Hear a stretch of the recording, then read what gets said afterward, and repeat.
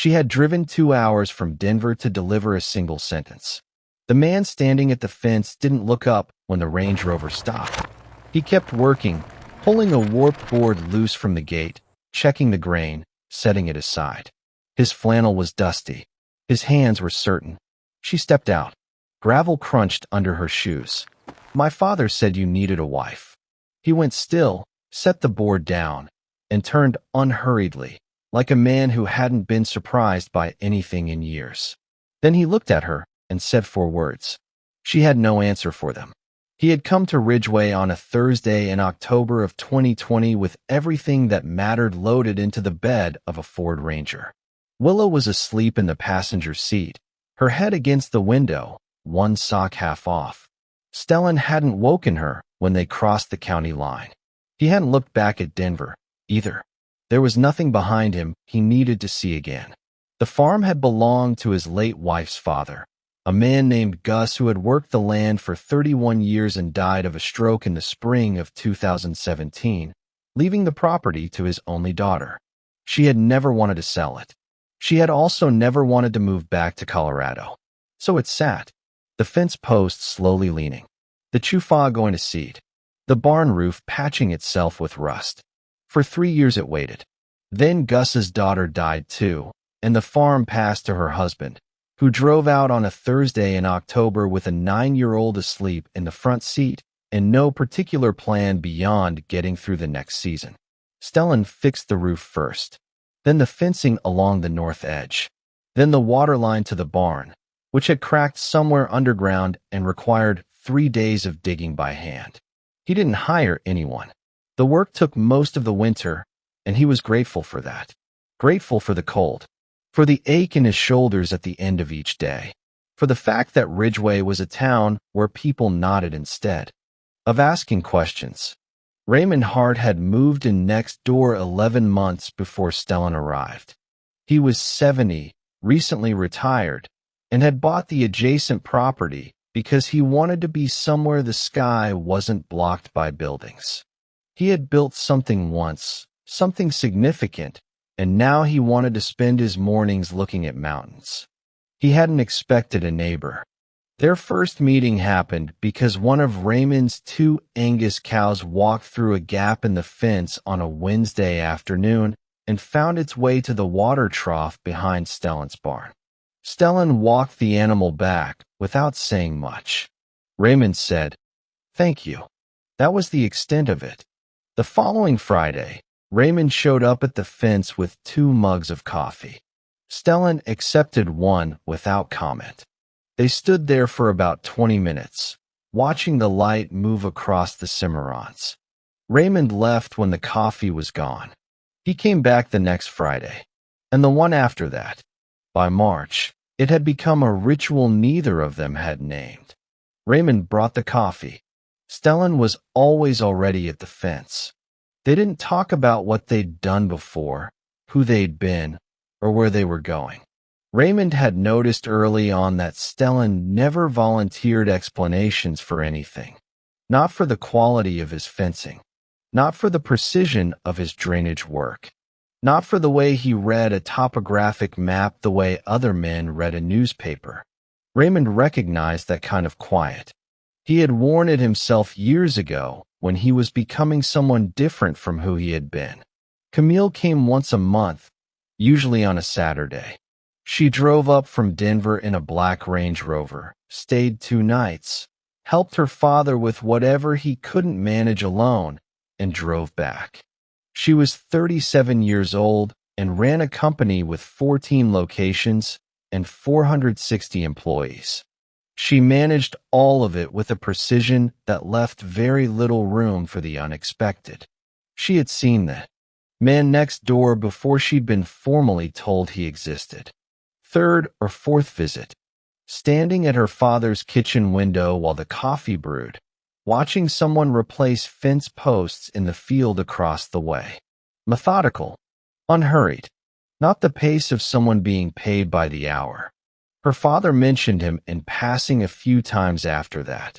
Then one evening in late autumn, she and Raymond were sitting on the porch after dinner, and Raymond looked out toward the fence line and said something quiet that she either heard wrong or heard right and simply didn't understand.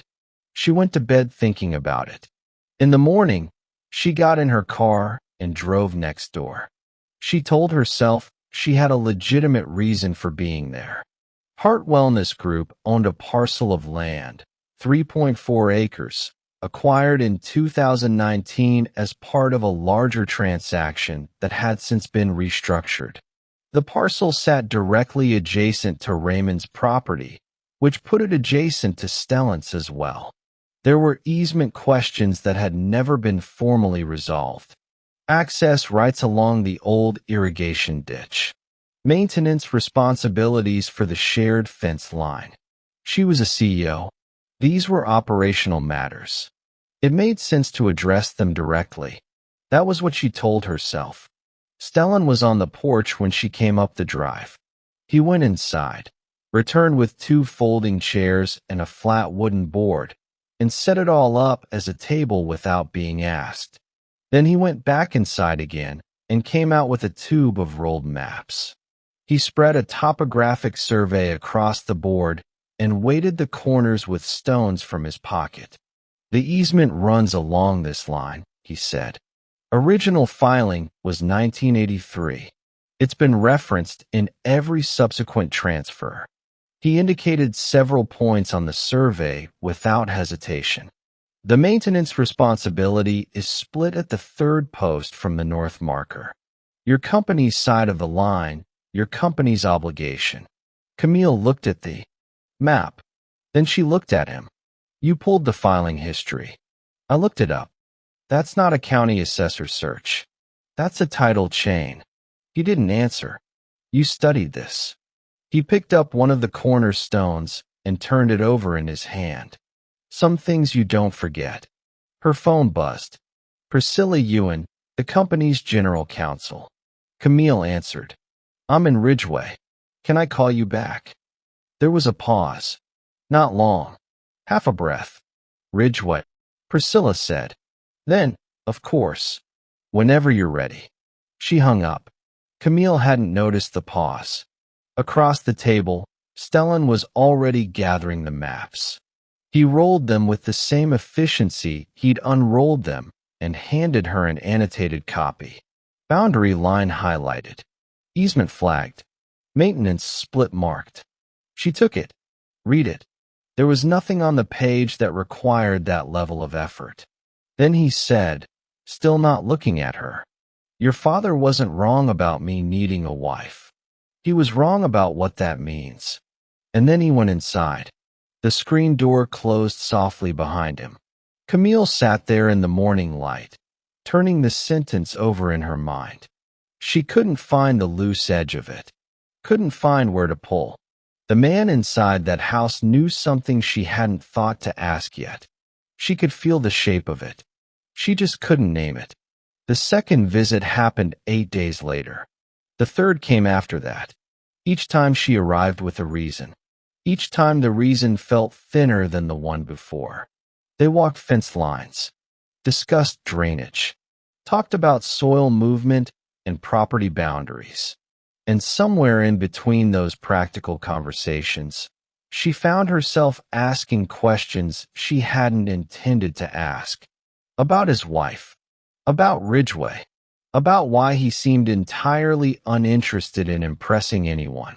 One afternoon, standing beside a dry creek bed, she finally asked about his wife. He didn't stop walking. She was brilliant, he said. She made everything look easy, including leaving. There was no bitterness in his voice. Just weather. Something that had happened. Something that existed now. Nothing more. Nothing less. Later, Willa appeared carrying a plate covered by a dish towel. Ham and cheddar, she said. I made 2. She handed one half to her father, then looked at Camille. Stellan offered the other half without speaking. Camille took it. Willa nodded once, as though confirming something only she understood, and went back inside. That night, Camille sat in her car long after the kitchen light went dark. She couldn't have explained what she was waiting for, only that she wasn't ready to leave. When Raymond finally addressed it, He did so the way he addressed most important things. Quietly. You've been over to Stellan's twice. There were easement questions. He gave her a look that had dismantled weak arguments for decades. What did you say to him? She asked. What was the whole sentence? Raymond leaned back. I've been watching that man for almost a year, he said. You know what I've never heard him do? Explain himself. He talked about people who constantly referenced who they used to be. People who wanted credit for sacrifices. People who introduced themselves through achievements. Stellan did none of that. Then Raymond told her a story. How he had left law at 35, walked away from a partnership track, started over. How her mother had stood beside him and asked only one question. What do you need me to carry? When he finished, he simply said, I recognized something in him. The way a person looks when they've chosen correctly. The next night, Camille texted Stellan. 3 drafts. 4. 5. Finally. Coffee.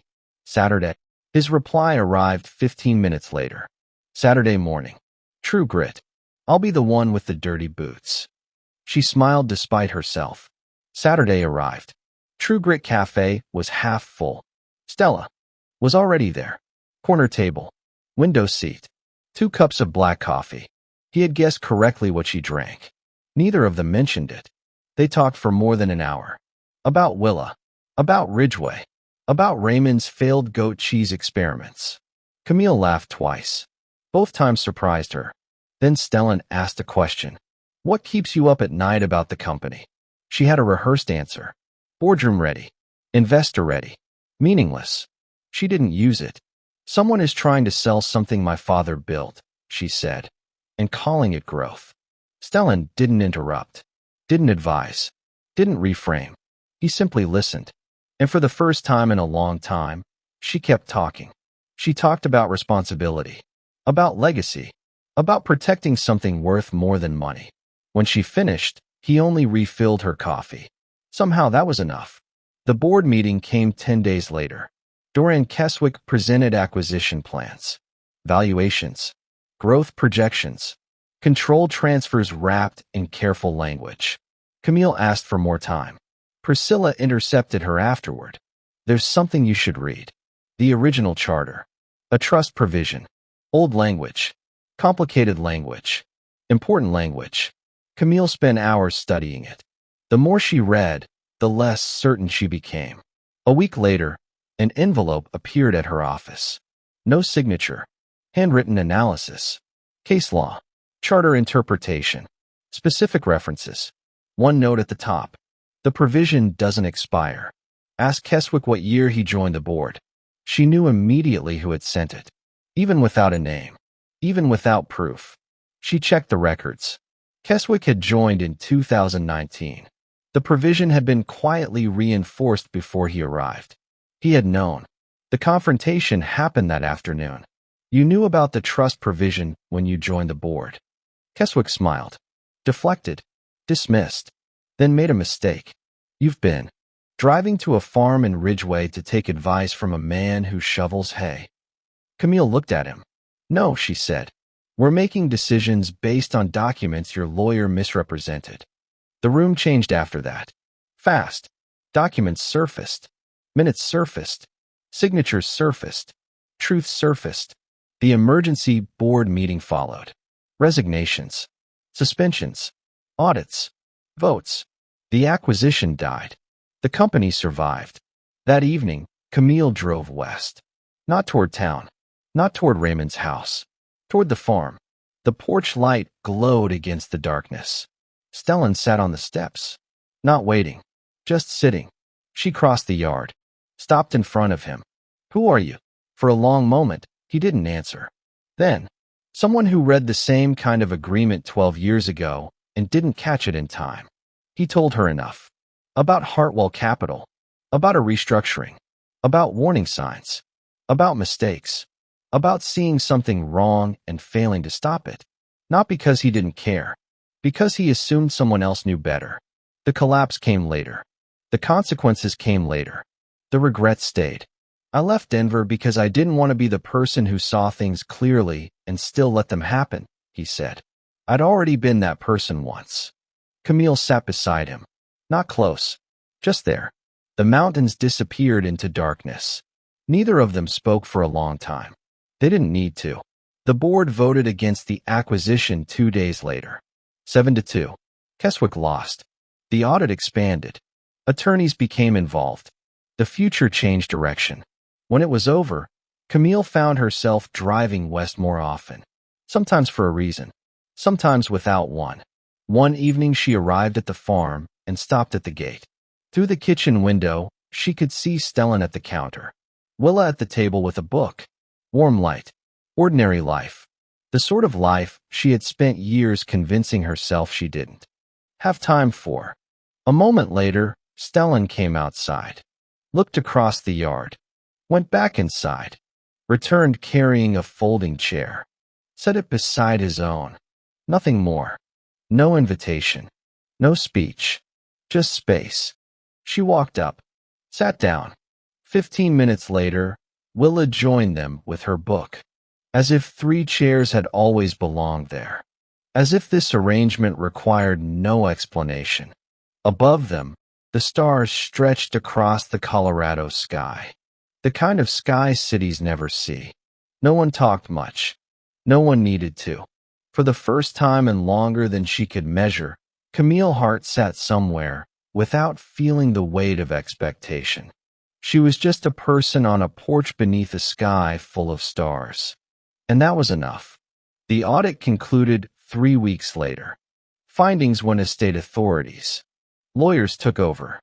The story moved into a phase that would last years. Camille stopped following every detail. She had done what needed to be done. Heart Wellness entered a new chapter. The culture improved. Communication improved. People stayed. People trusted one another again. Priscilla became acting COO, a role she had quietly been preparing for long before anyone asked. Raymond's health improved too. More walks. Better mornings. Eventually, even the goat cheese became edible. He left a wheel of it on Stellan's porch without a note. Willa spent afternoons in Raymond's study learning topographic maps. He taught her contour lines. She taught him grasses. Both pretended not to enjoy it as much as they did. Camille visited more often. Sometimes weekends. Sometimes Wednesdays. Sometimes without warning. There was never a formal schedule. No negotiations. No expectations. She would arrive. Stellan would be working. She would help. Or sit nearby. Or simply exist in the same place. The hours passed without accounting for themselves. One Thursday morning, Camille arrived at the office and found a document waiting on her desk. A property transfer. The 3.4-acre parcel beside Raymond's land. The same parcel that had started everything. Purchased. Paid in full. By Stellan Vor. Market rate. No negotiations. No complications. Priscilla left the paper and walked away without comment. Camille stared at it for a long moment. Then laughed.